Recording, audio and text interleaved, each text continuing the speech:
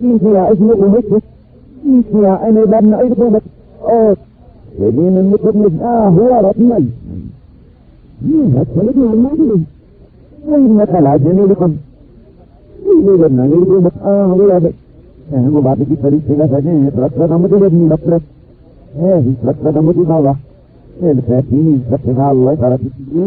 ایسے لشکروں کے ذریعے سے کہ جن کو تم نے نہیں دیکھا.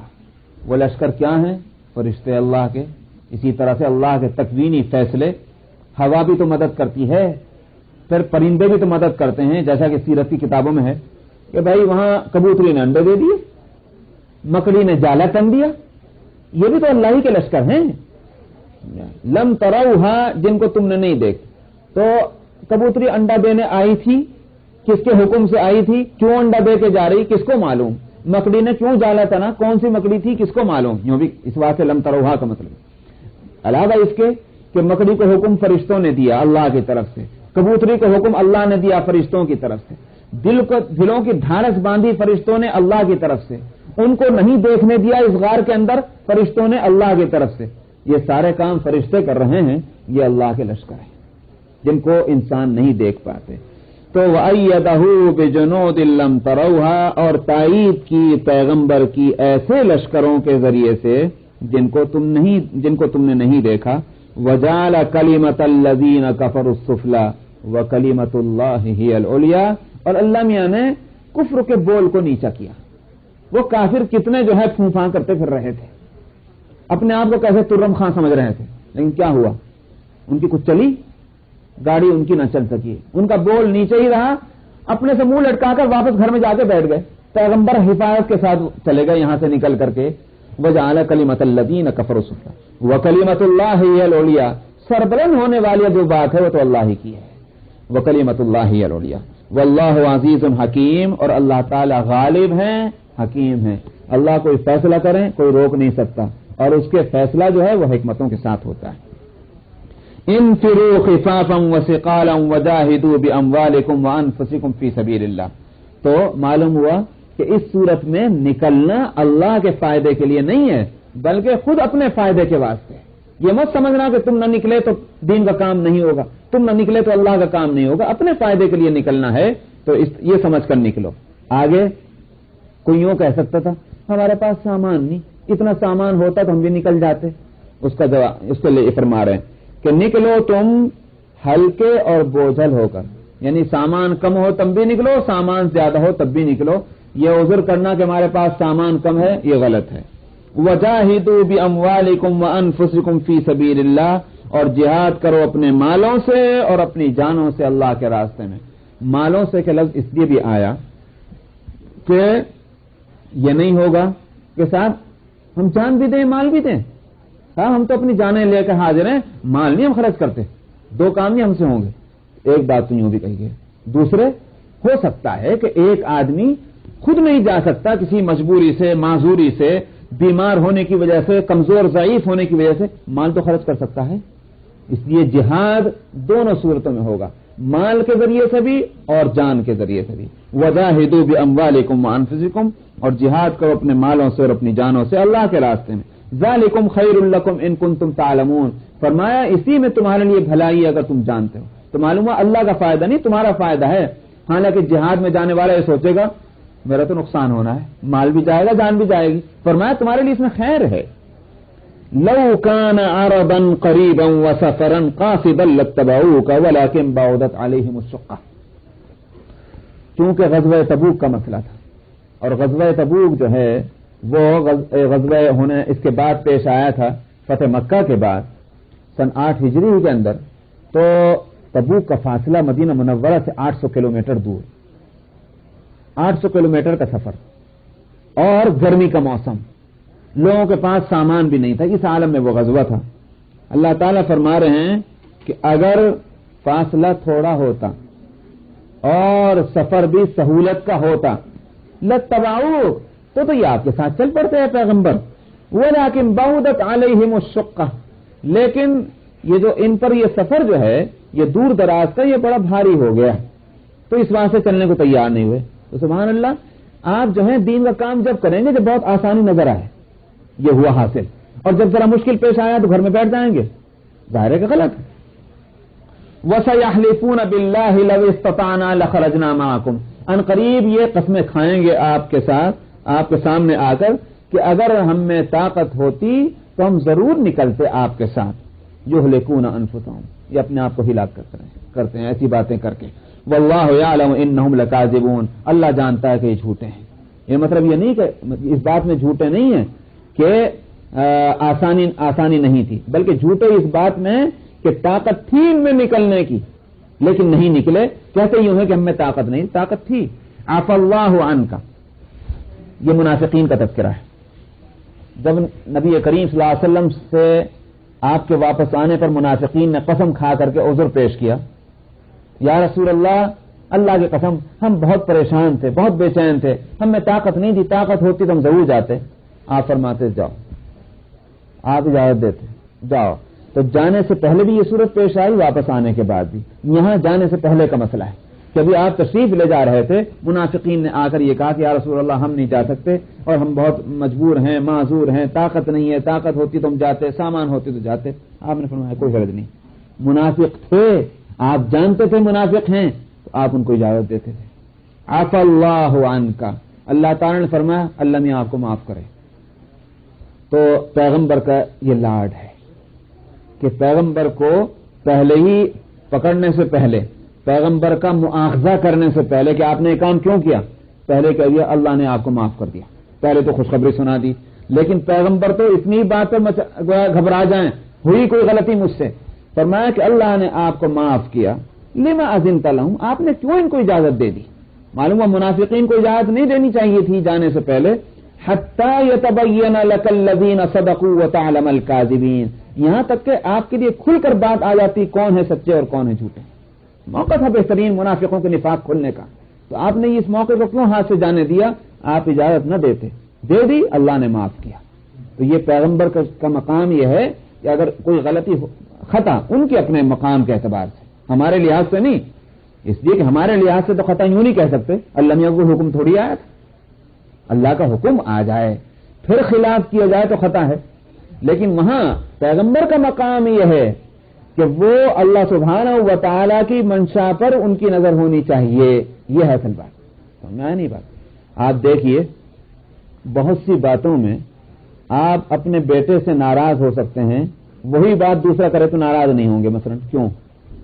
اس واسطے کہ بیٹے کو آپ کا مزاج شناس ہونا چاہیے، آپ کی طبیعتوں کا پہچاننے والا ہونا چاہیے، وہ آپ کا بیٹا ہے، اس کی غلطی کرنا جو ہے وہ قابل معافی نہیں، اگرچہ آپ نہ کہیں ایک کام کے کرنے کو، لیکن وہ آپ کا بیٹا ہے، اس کو سمجھنا چاہیے باپ کس چیز کو پسند کرتا ہے، سمجھ آئے؟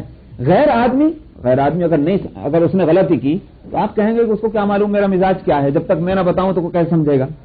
نبی کا مقام اللہ کے تعلق سے ایسا ہے کہ ان سے زیادہ کوئی قریب نہیں ہوتا اللہ کی ذات سے، نبی اللہ کی منشا سے واقف ہوتے ہیں، تو اس لیے فرمایا کہ عفا اللہ عنک۔ یہاں معاملہ یہ تھا کہ اللہ کی مرضی یہ تھی کہ ان کو اجازت نہیں ملنی چاہیے تھی، اس وقت دودھ کا دودھ پانی کا پانی ہو جانا چاہیے تھا۔ منافقوں کا نفاق اب زیادہ دن برداشت ہونے والا نہیں ہے، معلوم ہوا کہ اللہ کی مرضی یہ ہے کہ اب تک جو پردے پڑے ہوئے تھے منافقین کے نفاق پر، اب یہ پردے اٹھنے ہیں، تو اللہ نے معاف کیا آپ کو۔ کیوں اجازت دے دی آپ نے ان کو؟ یہاں تک کہ کھل جاتے آپ کے لیے وہ جو سچ بولتے ہیں اور آپ جان لیتے جھوٹوں کو بھی۔ لا يستأذنك الذين يؤمنون بالله واليوم الآخر ان يجاهدوا بأموالهم وأنفسهم، فرمایا کہ اجازت آپ سے جو لینے والے انہوں نے اجازت نہیں لی، نہ وہ اجازت لیتے ہیں کہ جو اللہ پر اور آخرت کے دن پر ایمان لاتے ہیں، اس بات کی اجازت کہ وہ اپنے مالوں سے اور اپنی جانوں سے جہاد نہیں کریں گے، تو اس کی اجازت دے دیجیے۔ فرمایا کہ وہ نہیں اجازت مانگتے، وہ تو راضی خوشی سے بھاگتے ہیں اس کام کی طرف، اور اللہ تو واقف ہے متقین سے، ایسا نہیں کہ دکھلاوے کے واسطے چلے آ رہے تھے، بہادر بننے کے واسطے، اللہ جانتے ہیں کہ ان متقین کون ہیں۔ انما یستاذنک الذین لا یؤمنون باللہ والیوم الآخر وارتابت قلوبہم، فرمایا کہ آپ سے اجازت تو بس وہی لوگ حاصل کرتے ہیں کہ جو اللہ پر ایمان نہیں لاتے، آخرت کے دن پر ان کا یقین نہیں ہے اور ان کے دلوں میں شک ہے، تردد ہے، کنفیوژن ہے، یعنی منافقین۔ فہم فی ریبہم یترددون، یہ اپنے شک میں لوٹ پلٹ ہوتے رہیں گے، یہ شک کی دلدل سے کبھی نکلنے والے نہیں ہیں منافقین۔ وَلَوْ أَرَادُوا الْخُرُوجَ لَأَعَدُّوا لَهُ عُدَّةً۔ ایک پتے کی بات یہاں اللہ میاں فرما رہے ہیں، فرماتے ہیں کہ اگر ان کا نکلنے کا ارادہ ہوتا بھی اور وقتی طور پر ایمرجنسی کوئی عذر پیش آ گیا تھا جس کی وجہ سے نہ نکل سکے تو کچھ تو تیاری ہوتی پہلے سے، سمجھ آئی نہیں بات؟ آپ ایک آدمی نکلنا چاہتے ہیں، کہتے میں تو میرا ارادہ تھا نکلنے کا، مگر کیا بتاؤں اچانک میرے گھر میں میرا بچہ بیمار ہو گیا، اس بات سے نہیں نکل پاتا۔ مثال میں دے رہا ہوں، کیسے سمجھیں گے کہ آپ سچ بول رہا ہے جھوٹ بول رہا ہے؟ ظاہر ہے کہ اس کی ایک ہی علامت ہے کہ اس نے تیاری کر رکھی تھی، تیاریاں پوری تھی سفر کی، اچانک حادثہ پیش آ گیا، اس بات سے نہیں جا رہا، کہاں جائے گا؟ سچ ہے۔ ایک آدمی وہ ہے کوئی تیاری نہیں، آرام سے ٹھنڈے چولہے بیٹھا ہوا ہے اور اس کے بعد میں کہتا ہے کہ میں تو تیار تھا، کیا کروں اچانک ایک ایسی مجبوری پیش آ گئی، نہیں گیا۔ کون سی آپ نے تیاری کر رکھی تھی؟ یہ ہے وہ وَلَوْ أَرَادُوا الْخُرُوجَ، اور اگر انہوں نے ارادہ کیا تھا نکلنے کا تو ضرور یہ تیاری کر لیتے، وَلَكِنْ كَرِهَ اللَّهُ بِعَاثَهُمْ، مگر اللہ ہی نے ناپسند کیا ان کے اٹھنے کو، ان کو جما دیا، بیٹھے رہو۔ وَقِيلَ اقْعُدُوا مَعَ الْقَاعِدِينَ، اور ان سے کہہ دیا گیا بیٹھنے والوں کے ساتھ تم بیٹھے رہو، کہیں کو نکل کر جاتے۔ تو اللہ نے کہا نہیں، کوئی حکم نہیں دیا، مگر دلوں کے اندر یہ بات پیدا ہونا، اللہ تعالیٰ فرماتے ہیں یہ ہماری طرف سے تھا، ان میں جذبہ ہی نہیں پیدا ہوا اس نیک کام کے لیے اٹھنے کا، یہ بھی اللہ کی طرف سے۔ معلوم ہوا کہ نیکی کا جذبہ دل میں نہ پیدا ہونا یہ اللہ کی طرف سے ایک توفیق کا سلب ہونا ہے، سمجھ میں آیا؟ سلب ہو گئی توفیق، یہ اللہ کی طرف سے ہے یہ معاملہ۔ تو اس آدمی کو گھبرانا چاہیے کہ نیکی کرنے والے نیکی کر رہے ہیں اور اس کے اندر کوئی حرارت نہیں پیدا ہو رہی، کوئی جذبہ نہیں پیدا ہو رہا نیکی کرنے کا، اس آدمی کو گھبرانا چاہیے، معلوم ہوا کہ توفیق سلب ہو گئی اس کی، وہی بتلا رہے ہیں۔ وَلَوْ خَرَجُوا فِيكُمْ مَا زَادُوكُمْ إِلَّا خَبَالًا، آگے ان کی یوں کہیے کہ نالائقی کو مزید بتلانے کے واسطے فرماتے ہیں کہ اگر یہ نکلتے بھی آپ کے ساتھ، اچھا ہی وہ نہیں نکلے منافقین، فرمایا اگر نکلتے بھی آپ کے ساتھ تو خرابی کے سوا اور کچھ اضافہ نہ کرتے، الا خبالا وَلَأَوْضَعُوا خِلَالَكُمْ يَبْغُونَكُمُ الْفِتْنَةَ، اور تمہارے درمیان تو فتنے ہی جگاتے، آنے سے کوئی فائدہ نہ ہوتا۔ اچھا ہوا کہ نہیں آئے، گھر میں مدینے میں بیٹھے رہ گئے، ورنہ آتے تو ادھر کی ادھر لگاتے، کن بجھائی کرتے اور لوگوں کو جو ہے وہ شک اور شبہ میں ڈالنے کی کوشش کرتے، نقصان ہی ہوتا ان کے آنے سے، اچھا ہی ہوا کہ نہیں گئے۔ معلوم ہوا کہ ایک طرف تو یہ بات ہوئی کہ پیغمبر کو یہ کہا جا رہا کیوں آپ نے اجازت دی، دوسری طرف یوں بھی کہا جا رہا وہ اچھا ہوا نہیں گئے۔ تو دو چیزیں ہیں، ایک ہے پیغمبر کا عمل، ایک ہے حالت منافقین کی۔ منافقوں کی اس حالت کی تعریف نہیں کی جا رہی، کہا جا رہا یہ تو غلط ہے ہی، کم وقت ان کا نہ جانے سے تو فائدہ ہی ہوا، مگر پیغمبر کو کہا جا رہا کہ آپ کی اجازت دینے سے نقصان یہ ہوا کہ ان کا نفاق سب کے سامنے نہ آ سکا۔ وَفِيكُمْ سَمَّاعُونَ لَهُمْ، اور فرمایا ابھی بھی تمہارے اندر ان کے جاسوس موجود ہیں، ذرا ہوشیار رہنا۔ وَفِيكُمْ سَمَّاع، سامع کا سپر فارم ہے سماع، سماع کہتے ہیں زیادہ سننے کی کوشش کرنے والے کو۔ وہ جو جاسوس ہوتے ہیں تو وہ معمولی توجہ کے ساتھ چیزوں کو نہیں دیکھتے بلکہ پوری توجہ لگاتے ہیں، ان کو اسی واسطے عربی میں ان کو سماع کہتے ہیں۔ تو جہاں دو آدمی بات کر رہے ہیں تو دوسرا آدمی تو سنی کر دیں گے، مگر جاسوس جو ہوگا وہ تو کانوں میں لگا دے گا یہ کیا کر رہے ہیں، اس واسطے ان کو سماع کہا جاتا ہے۔ فرمایا کہ وَفِيكُمْ سَمَّاعُونَ لَهُمْ، ابھی بھی تم میں ان کے جاسوس موجود ہیں۔ وَاللَّهُ عَلِيمٌ بِالظَّالِمِينَ، اللہ میاں سے تھوڑی چھپیں گے، اللہ ظالموں سے واقف ہے۔ لَقَدِ ابْتَغَوُا الْفِتْنَةَ مِنْ قَبْلُ، بس یہیں تک پڑھا تھا تو اور پڑھ لیں، یہ روک دیں۔ الشیطان الرجیم، اس میں آواز نہیں۔ باللہ من الشیطان الرجیم، بسم اللہ الرحمن الرحیم۔ لقد ابتغوا الفتنة من قبل وقلبوا لك الأمور حتى جاء الحق وظهر أمر الله وهم كارهون۔ ومنهم من يقول ائذن لي ولا تفتني ألا في الفتنة سقطوا وإن جهنم لمحيطة بالكافرين إن تصبك حسنة تسؤهم وإن تصبك مصيبة يقولوا قد أخذنا أمرنا من قبل ويتولوا وهم فرحون قل لن يصيبنا إلا ما كتب الله لنا هو مولانا وعلى الله فليتوكل المؤمنون قل هل تربصون بنا إلا إحدى الحسنيين ونحن نتربص بكم أن يصيبكم الله بعذاب من عنده أو بأيدينا فتربصوا إنا معكم متربصون قل أنفقوا طوعا أو كرها لن يتقبل منكم إنكم كنتم قوما فاسقين وما منعهم أن تقبل منهم نفقاتهم إلا أنهم كفروا بالله وبرسوله ولا يأتون الصلاة إلا وهم كسالى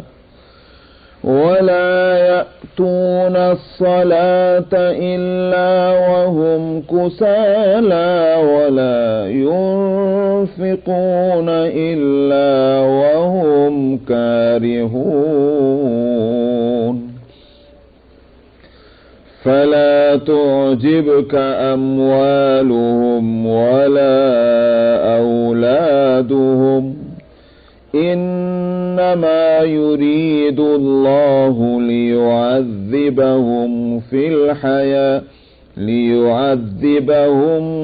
بها في الحياة الدنيا وتزهق أنفسهم وهم كافرون ويحلفون بالله إنهم لمنكم وما هم منكم ولكنهم قوم يفرقون لو يجدون ملجأ أو مغارات أو مدخلا لولوا إليه وهم يجمحون ومنهم من يلمزك في الصدقات فإن أعطوا منها رضوا وإن لم يعطوا منها إذا هم يسخطون ولو أنهم رضوا ما آتاهم الله ورسوله وقالوا حسبنا الله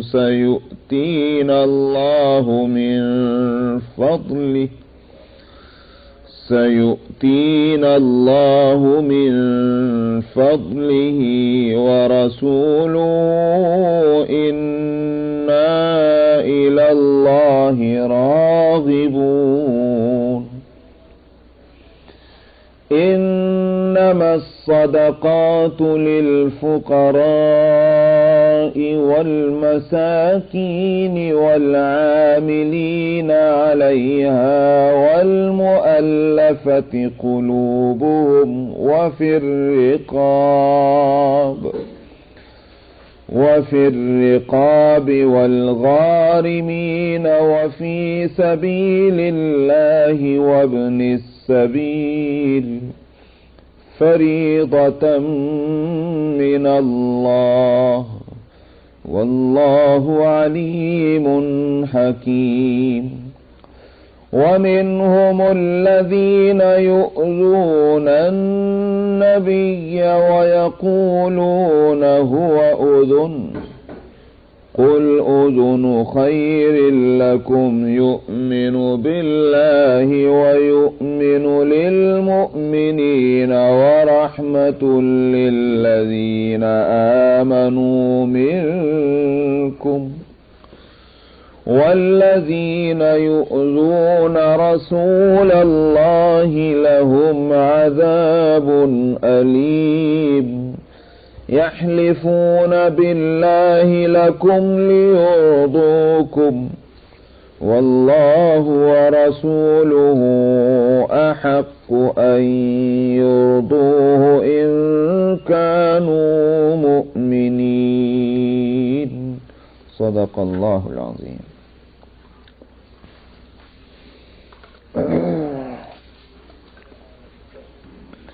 گزشتہ آیتوں میں ان لوگوں کا تذکرہ تھا، ان منافقین کا، کہ جو غزوہ تبوک میں نہیں گئے تھے اپنے نفاق کی وجہ سے. تو ایک طرف تو ان کی اس نہ جانے پر ان کی مذمت کی گئی تھی کہ تمہارا نہ جانا یہ نفاق کی وجہ سے ہے، جو کسی طرح بھی اب اس کو نظر انداز نہیں کیا جا سکتا، اس کو برداشت نہیں کیا جا سکتا. اب تمہارا نفاق جو ہے یہ کھولا جائے گا اور تمہاری اس مجرمانہ اس پوزیشن کو واضح کیا جائے گا دوسروں کے سب کے سامنے، اور آخرت میں تم سزا کے مستحق ہوگے. اسی کے ساتھ مسلمانوں کو بھی تسلی تھی کہ غم نہ کرو، نہیں گئے تو اچھا ہی ہوا، جاتے تو اور فتنے جگاتے اور تمہارے لیے مصیبت کھڑی کرتے. تم آرام سے جا کے اور جہاد سے فارغ ہو کر آ رہے ہو، یہ اسی وجہ سے کہ منافقین تمہارے ساتھ نہیں گئے. تو معلوم ہوا کہ محض ہجوم اور بھیڑ جس کو کہتے ہیں وہ کوئی اچھی چیز نہیں ہے. اچھے لوگ تھوڑے ہوں تو وہ اچھا ہے بنسبت اس کے کہ زیادہ ہوں مگر غلط قسم کے لوگ ہوں. منافقین کا نہ جانا اس اعتبار سے مسلمانوں کے لیے مفید ہوا کہ وہ آرام سے جا کے آ گئے. تو یہ بات گزشتہ آیتوں میں کہی گئی تھی.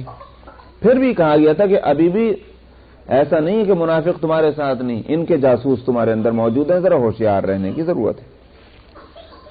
لقد ابتغوا الفتنة من قبل. تو اس کے بعد فرمایا کہ یہ جو بات ہم منافقین کے تعلق سے کہہ رہے ہیں ان کا سابقہ ریکارڈ یہی بتا رہا ہے. جو ہم نے کہی یہ بات کہ یہ اگر جاتے تو فتنے جگاتے، یہ بات پہلے سے ان کی یہی ایسی ہے.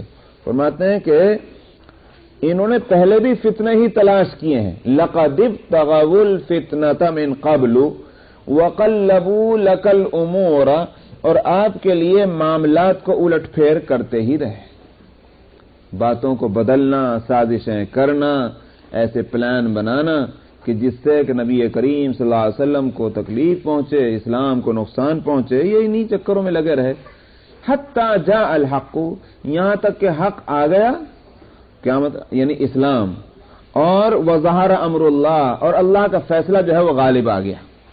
کیا مطلب؟ مسلمانوں کو کامیابی ہو گئی، نبی کریم صلی اللہ علیہ وسلم کو استحکام اور قوت حاصل ہو گئی ظاہری اعتبار سے بھی. یہ ہے وظہر امر اللہ وہم کارہون. اس حالت میں کہ یہ اس کو چاہتے نہیں تھے، ناپسند تھی یہ بات کہ مسلمان جیتیں اور نبی کریم صلی اللہ علیہ وسلم کو غلبہ حاصل ہو، اس کو نہیں چاہتے تھے. مگر ان کے سازشوں کے برخلاف، ان کی خواہشوں کے برخلاف اسلام اور مسلمانوں کو جب غلبہ حاصل ہو گیا، یہ ہمارے کیے سے ہوا، ورنہ انہوں نے کسر تو کوئی نہیں چھوڑی تھی فتنہ جگانے میں. وَمِنْهُمْ مَنْ يَقُولُ ائْذَنْ وَلَا تَفْتِنِّي. میں گزشتہ آیت میں بتلایا تھا، گزشتہ آیتوں میں، کہ ایک طرف تو اس سے مسلمانوں کو تسلی دینی ہے، مگر حقیقت یہ ہے کہ مسلمانوں کی تسلی سے زیادہ ان مجرموں کو اور زیادہ شرمندہ اور افسردہ کرنا ہے. مثلا دو ہوں ایسے لڑکے بچے کہ جن میں ایک نالائق ہے ایک لائق ہے، تو جو آپ نالائق کو نالائق بتائیں گے ساتھ کے ساتھ لائق کو کہیں گے تم ٹھیک ہو جو ان کے ساتھ نہیں لگتے، تم اگر لگتے تو تمہارا یہ نقصان ہوتا، تمہارا یہ نقصان ہوتا، تمہارا یہ نقصان ہوتا. جب یہ بات کہی جاتی ہے اس لائق سے، اصل میں یہ اس کو اور زیادہ ذلیل کرنا ہے، اس کو اور تکلیف پہنچانی ہے کہ جو نالائق ہے، کہ تیری نالائقی ہمارے اوپر اتنی کھلی ہوئی ہے کہ دراصل لائق آدمی کا تیرے ساتھ ہونا جو ہے وہی صحیح نہیں ہے، تو کسی اچھے آدمی کے ساتھ رہنے کے لیے بھی گویا مناسب نہیں مانا. تو اس کی نالائقی کو مزید واضح کرنے کے لیے اس طرح ہے. یہاں بھی یہی صورت ہے. منافقین اتنے نامعقول ہیں کہ مسلمانوں کو کہا جا رہا کہ اچھا ہی ہوا تو یہ تمہارے ساتھ نہیں گئے، یہ کمبخت اس قابل نہیں ہے کہ تمہارے ساتھ جا سکتے. ان کا سابقہ ریکارڈ یہی بتا رہا ہے. وَمِنْهُمْ مَنْ يَقُولُ ائْذَنْ لِي وَلَا تَفْتِنِّي.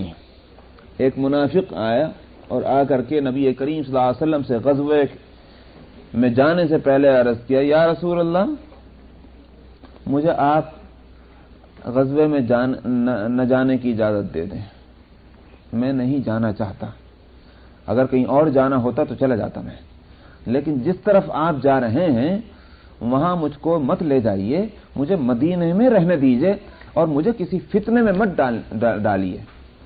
فتنے کا مطلب آزمائش میں نہ ڈالیے. کیا آزمائش تھی؟ کہتے میں ذرا طبیعت کا کچا ہوں، اور جہاں آپ جا رہے ہیں وہ سیریا اور شام اور فلسطین وہ بارڈر ہے، تو وہاں زیادہ خوبصورت لوگ رہتے ہیں، عورتیں خوبصورت ہوں گی، علاقہ خوبصورت ہوگا، میں فتنے میں پڑ جاؤں گا، میں طبیعت کا ذرا کچا ہوں، تو آپ مجھے فتنے میں نہ ڈالیے، مجھے مدینے ہی میں رہنے دیجیے. کیا عذر اس نے پیش کیا ہے آ کر منافق نے؟ تو اللہ تعالیٰ اس کو نقل کر رہے ہیں. بات تو جزئی ہے، ایک فرد کی ہے، مگر واقعہ یہ کہ اس سے اصول نکلتا ہے. اس سے اصول یہ نکلتا ہے کہ اس طرح کی باتیں کر کے اصل مقصد کو کم قرار دینا، کم درجہ، اور اپنے آپ کو اس طرح سے چاہے اچھا ہی بہانہ ہو مگر اچھے بہانے پیش کر دینا، یہ بھی تو غلطی ہے. بھئی اصل تو یہ ہے کہ اس وقت جہاد میں جانا ہے، اب اس کے لیے تم اس طرح کی باتیں بہانے کر کے اور اپنے آپ کو بچاؤ گے تو یہ ظاہر ہے کہ جس وقت جہاد، اور وہ بھی جہاد کا وہ موقع ہے کہ جب کہ ہر ایک مسلمان کا جانا ضروری تھا. یہ بھی نہیں کہ فرض کفایہ ہے، یہ بحث آگے آئے گی تو میں بتلاؤں گا کہ جہاد کی کیا حکم ہے. کبھی فرض کفایہ ہوتا ہے تو کبھی فرض عین ہوتا ہے. تو اس وقت غزوہ تبوک میں جانا جو ہے وہ فرض عین تھا. تو فرض عین کی ادائیگی سے اپنے آپ کو بچانا اس طرح کے بہانے کر کے، تو آئندہ بھی کوئی شخص ایسی حرکتیں کرے گا وہ ناپسندیدہ ہی ہوں گے.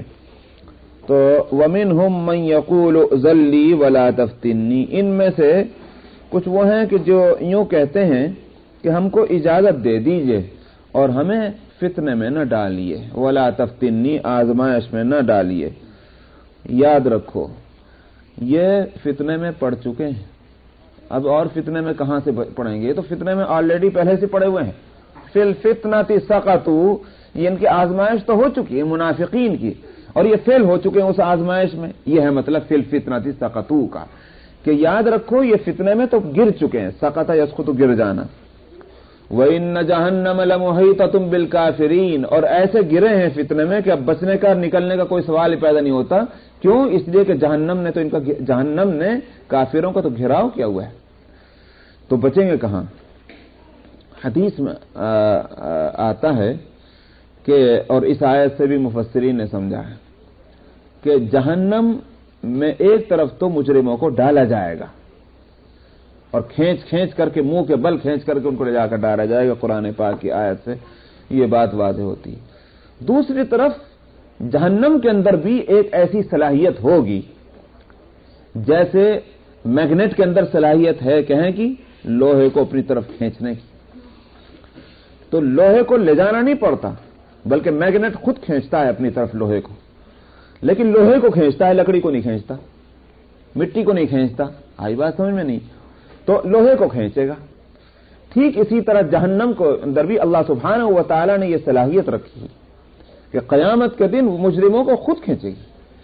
तो एक तरफ तो मुजरिमों को ले जाया जाएगा, दूसरी तरफ क़यामत उन मुजरिमों को खींचेगी, गैर मुजरिमों को नहीं खींचेगी। वही उसकी सलाहियत यही होगी। जिस तरह से मैग्नेट लोहे को खींचता है दुनिया में, तो जहन्नम के ये फरमाया कि ये फितने में गिर चुके हैं और जहन्नम इनका घेराव किए हुए है। तो घेराव किए हुए वो अपनी तरफ खींच रही है इनको, ये बचकर जाने वाले हैं नहीं इससे। तो इसका मतलब ये हुआ कि कोई अपनी किसी तरकीब से, अपनी किसी कोशिश से, किसी जद्दोजहद से अगर जहन्नम की पकड़ से बचना चाहे तो बच नहीं सकता। ऐसे ही जैसा लोहा जब उस रेंज में आ जाए कि जिस रेंज के अंदर जो है वो मैग्नेट अपना काम करती, तो लोहा तो बच नहीं सकता, इल्ला ये कि उससे ज्यादा ताकत वाली कोई चीज जो है उसको खींच ले। तो जहन्नम की जो पकड़ है उससे कोई मुजरिम नहीं बच सकेगा, क्योंकि वो उसके रेंज में होगा क़यामत के दिन। इन तुसिबका हसनतुन तसुहुम व इन तुसिबका मुसीबतुन यक़ूलू क़द अख़ज़ना अमरना मिन क़ब्लु व यतवल्लौ व हुम फ़रिहून।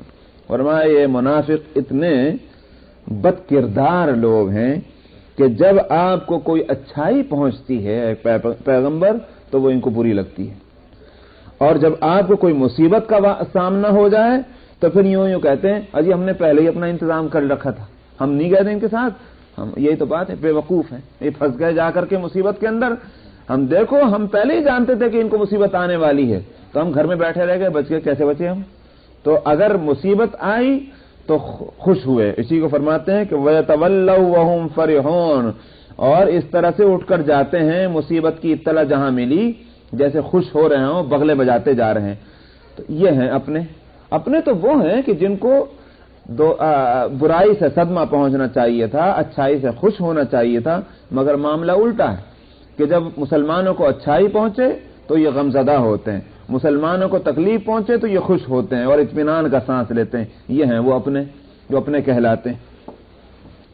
कुल लन युसीबना इल्ला मा कतबल्लाहु लना हुवा मौलाना व अलल्लाहि फलयतवक्कलिल मुमिनून। फरमाया इनसे कह दीजिए कि तुम बेवकूफो ये समझते हो कि हमारी हिमाकत से, हमारी नादानी से और नासमझी से ये मुसीबत हमको आई है। नहीं, अल्लाह का फैसला है, अल्लाह के फैसले की वजह से हमको मुसीबत आई। मसलन कोई शख्स बीमार होता है, अब कोई कहने लगे कि साहब आपने ये हरकत की इस वजह से बीमार हो गए। क्या दुनिया में हर बीमार आदमी बेहतियाती की वजह से होता? जाहिर नहीं। बीमारियां आना ये अल्लाह के फैसले से।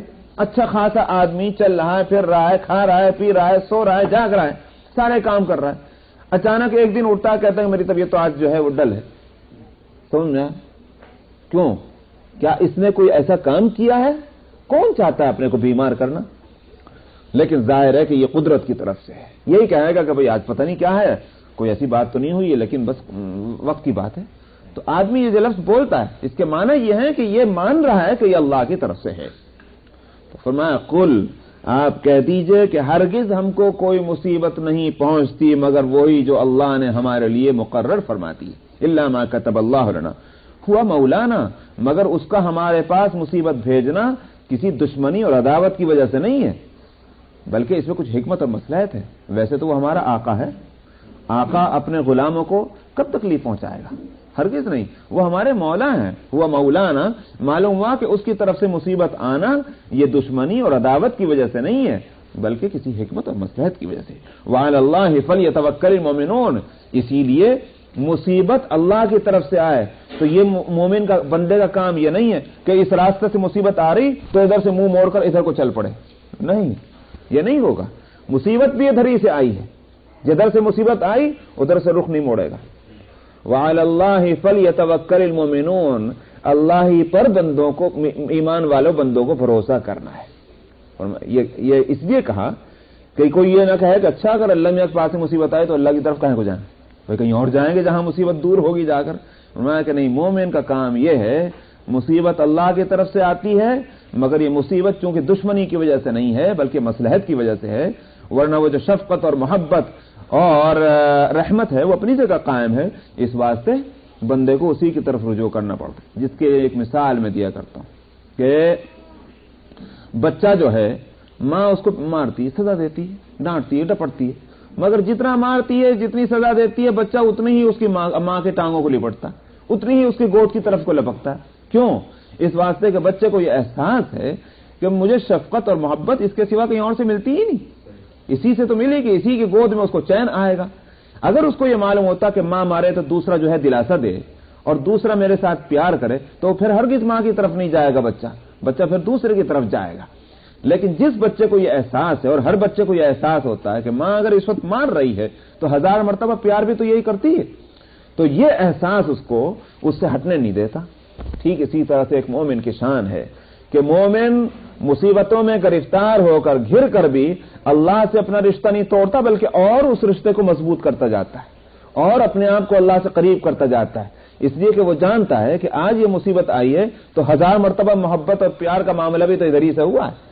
اسی لیے اولیاء اللہ مصیبتوں کو اپنے لیے اللہ سے دوری کا ذریعہ نہیں بلکہ اللہ سے قریب ہونے کا ذریعہ بناتے ہیں.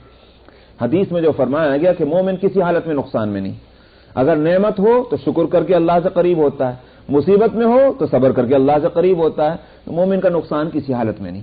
اس میں بھی مصیبت والی صورت جو ہے وہ بندے کو اللہ سے قریب کرنے کا سب سے اچھا اور مؤثر ذریعہ بنسبت نعمتوں کے، کیونکہ نعمتیں جو ہیں وہ غافل کر دینے والی چیز ہیں. نعمتوں میں آدمی پڑھ کر غفلت میں پڑھ سکتا ہے، مصیبت میں جب پڑھتا ہے تو اس میں غفلت کم رہتی ہے، بیدار زیادہ رہتا ہے، فکر مند زیادہ ہوتا ہے. تو اسی واسطے اولیاء اللہ کے ہاں مصیبتوں کا خیر مقدم زیادہ ہوتا ہے بنسبت نعمتوں کے. ہم جیسے لوگ جو ہیں کچے، وہ جو ہیں مصیبتوں سے زیادہ گھبرا کر اور نعمت والی حالت کی تلاش میں رہتے ہیں. یہ خود ہمارے سوچنے کی بات ہے بشمول میرے کہ ہمارے اندر یہ بات ہے تو اس کا مطلب یہ کمی ہے ہمارے اندر. اللہ تعالیٰ اس کمی کو دور کرے. لیکن اس کا یہ معنی نہیں ہے کہ اس کا مطلب یہ سمجھا جائے کہ اچھا اگر ایسی بات ہے تو مصیبتوں کو دعوت بھی دی جائے اور نعمتوں کو جو ہے وہ ٹھکرایا جائے. ہرگز وہ مطلب نہیں. کیوں؟ اس لیے کہ مطلب اس سے یہ ہے کہ مصیبت آئے بغیر دعوت کے تو اس سے گھبرانا نہیں یہ کہ مصیبت کو باقاعدہ دعوت دی جائے. اسی واسطے نبی کریم صلی اللہ علیہ وسلم نے جو صحابہ کو تعلیم دی ہے وہ یہ نہیں دی ہے کہ تم مصیبتوں کو دعوت دو، بلکہ کہا ہے کہ مصیبت تو مصیبت ہی ہے. مصیبت کے سامنے سینہ سپر نہ ہو، ہاں برداشت کرے. سینہ سپر ہونا اور چیز ہے، سمجھا ہے؟ ہم اس کو کچھ نہیں سمجھتے مصیبت کو، تو یہ بندگی کے خلاف ہے. ہمارے بزرگوں میں حضرت مولانا حافظ محمد احمد صاحب رحمۃ اللہ علیہ، آپ نے شاید ان کو دیکھا ہوگا، حضرت مولانا طیب صاحب رحمۃ اللہ علیہ جو محتمم بھی رہے ہیں بڑے. ان کے والد تھے حضرت مولانا حافظ محمد احمد صاحب، جو حیدرآباد کے اس زمانے میں ریاست کے زمانے میں رہے تو 6 مہینے ہی سے، لیکن مفتی اعظم ان کو بنایا گیا تھا. 6 مہینے صرف وہ رہا، اس کے بعد انتقال ہو گیا. جب بیمار ہوتے تھے، جہاں ذرا بخار ہوا وہ چیخ پکار، خوب چیخ پکار کرتے، ہائے ہائے ہائے، بہت چیختے. کسی نے کہا کہ حضرت آپ کی تکلیف تو اتنی ہوتی نہیں جتنا آپ چیختے ہیں، یہ کیا بات ہے؟ فرمایا کہ ہاں اسی بات سے تو کیا میں اللہ میاں سے کہوں کہ میں تو بہت جیتار ہوں، میں تو بہت جاندار ہوں، میں ان تکلیفوں کو خوب برداشت کر سکتا ہوں؟ میں تو بندہ ہوں، میں کمزور ہوں. میں اللہ میاں سے کہتا ہوں اللہ میاں میں اتنی تکلیفوں کو برداشت کرنے کا کہاں میرے اندر طاقت ہے؟ تو میں اس کو ظاہر کرنا چاہتا ہوں تاکہ میری کمزوری اللہ کے سامنے آئے، ورنہ کیا میں یوں کہوں کہ اللہ میاں تو جتنی بھی تکلیف بھیج دے میں سب کو برداشت کر لوں گا؟ بزرگوں کی ادائیں ہوتی ہیں. یہ سب اللہ کے قریب ہونا چاہتے ہیں. کوئی ادھر سے جاتا ہے، کوئی ادھر سے جاتا ہے. ان کے والد جو تھے حضرت مولانا محمد قاسم نانوتوی رحمۃ اللہ علیہ، ان کا معاملہ بالکل ان کا اپوزٹ تھا. بڑی بڑی مصیبتوں کو اس طرح جھیل جاتے تھے کہ پیشانی پر بل نہیں آتا تھا. تو وہاں فقر اور مسکنت کے ساتھ اللہ کو انہوں نے چاہا، اور ان کے بیٹے نے جو ہے ہا ہلا کر کے اللہ کو چاہا. اللہ کو سب نے چاہا ہے، ان بزرگوں نے، ان کے جو طریقے تھے. اور اسی وجہ سے یہاں سے ایک بحث میں اور بتا دیتا ہوں، یہ جو بزرگوں کے یہ سلسلے ہیں جن کے نام مختلف ہوئے ہیں، چشتیہ اور نقشبندیہ اور سہروردیہ، یہ سب کی غرض ایک ہی ہے، نفس کی اصلاح. نفس کی اصلاح، جو نفس کی خباثتیں، گندگیاں، رذائل ہیں، ان کی اصلاح سب کا مقصود ہے، بس طبیعتیں چونکہ مختلف ہوتی ہیں، ان مختلف طبیعتوں کا علاج مختلف طریقوں سے ہوتا ہے. سمجھ میں آپ دیکھتے ہیں کسی کو تو نزلے اور زکام کے اندر جو ہے یونانی میڈیسن جو ہے وہ زیادہ راس آتی ہے، اس سے جلدی آرام ہوتا ہے. کسی کو جو ہے وہ ہومیوپیتھک سے جلدی آرام ہو جاتا ہے، کسی کو ایلوپیتھک سے زیادہ آرام ہو جاتا ہے. طبیعتوں کا فرق ہے، ورنہ صحت تو سب کو چاہیے. وہ بیماری سارے ان علاج کے مختلف طریقے کی غرض کیا ہے؟ مثلا نزلہ بخار ہوا تو یہ دور ہو جانا چاہیے. نزلہ بخار جسم کے لیے تکلیف دہ چیز ہے، یہ سب چاہیں گے کہ یہ دور ہو جانا چاہیے. اب مزاج کا فرق ہے، کسی مزاج کو جو ہے یہ علاج موافق آتا ہے، کسی کو وہ علاج موافق آتا ہے. ٹھیک اسی طرح یہ بزرگوں کے سلسلے ہیں، کسی کو نقشبندی سلسلے سے فائدہ ہوتا ہے اور کسی کو چشتی سلسلے سے فائدہ ہوتا ہے، کسی کو کسی اور سلسلے سے. لیکن اس کے اندر یہ کرنا شروع کر دینا کہ چشتیاں یوں کہیں نقشبندیاں سب گمراہ ہیں، نقشبندی کہیں چشتیاں سب گمراہ ہیں، غلط ہے. اسی واسطے بزرگوں کا کہنا یہ ہے کہ یہ سلسلے مقصود نہیں ہے. بعض لوگوں نے یہ سمجھا اجی فلانے سلسلہ تو اتنا بڑا اللہ کے نزدیک مقبول ہے، جو اس میں داخل ہو گیا جنت میں پہنچ گیا. اس کی کوئی حقیقت نہیں، یاد رکھیے آپ، کیونکہ سلسلہ کوئی چیز نہیں. سلسلہ اگر کوئی چیز ہوتا تو نبی کریم صلی اللہ علیہ وسلم سے بڑھ کر کوئی سلسلہ نہیں. لیکن نبی کریم صلی اللہ علیہ وسلم نے بھی یہ بات نہیں فرمائی کہ جس نے میرے سلسلے کے اندر اپنے آپ کو داخل کر لیا بس بے کھٹ وہ جنت میں چلا جائے گا، اب اسے کچھ بھی کرنے کی ضرورت نہیں. ظاہر ہے کہ آپ نے بھی نہیں فرمایا ہے. تو سلسلہ کوئی چیز نہیں ہے. اصل یہ ہے، بزرگوں کا کہنا یہ ہے کہ جس سلسلے کے اندر بھی کامل اور مکمل کوئی آدمی مل جائے، ماہر، بس اسی سے اپنا رشتہ جوڑ کر کے اپنی اصلاح کر لی جائے، کیونکہ مقصود اصلاح ہے. یہ ان سلسلوں کی غرض اس کے سوا اور کچھ نہیں ہے. میں سلسلے میں داخل ہو کر کے جنت میں جایا کرتے تو اللہ کے رسول کا سلسلہ سب سے بڑھ کر ہے. تو بہرحال تو میں یہ عرض کر رہا تھا کہ بزرگوں کے یہ طریقے جو ہیں یہ دراصل اس وجہ سے ہیں کہ تاکہ لوگوں کی اصلاح ہو. غرض سب کی یہی ہے کہ اللہ کا قرب حاصل ہو. تو مصائب اور نعمتیں یہ دونوں طریقے اللہ کا قرب حاصل کرنے کے ہیں، دونوں راستے. آگے فرماتے ہیں قل هل تربصون بنا الا احدى الحسنيين، آپ کہہ دیجئے کہ کیا تم انتظار کر رہے ہو ہمارے تعلق سے؟ تم نہیں انتظار کر رہے. کیا کہ حل کا یہاں ترجمہ لا سے کیا جائے گا، لا تربصون، تم نہیں انتظار کرتے ہو ہمارے تعلق سے مگر دو اچھائیوں میں سے ایک اچھائی کا. کیا مطلب یہ کہ تم جو یوں سمجھ رہے ہو کہ اگر ہمیں کوئی مصیبت پہنچتی ہے جس پر تم خوش ہوتے ہو اور تم کہتے ہو کہ ہم مصیبت میں گرفتار ہو گئے اور اچھا ہوا تم بچ گئے، تمہاری جان بچی، فرمایا تم بے وقوف ہو. آپ کہہ دیجئے ان سے کہ تم سمجھتے نہیں ہو. مصیبت بھی اگر آئے گی تو اس میں بھی ہمارے لیے راحت ہی ہے. آپ سمجھے نہیں؟ جیسے مثلا غزوے میں گئے، جہاد میں گئے، دو ہی صورتیں تو ہیں نا بھائی جہاد میں جانے. کیا یا تو وہیں یہ کھیت ہو گئے، جان چلی گئی، بچ کے نہ آ سکے، ایک صورت. دوسری صورت کیا ہے؟ بچ کر کے اور مار کر آ گئے. دو ہی صورتیں ہیں نا بھائی. میں کہ ہمارے نقصان کسی حالت میں نہیں.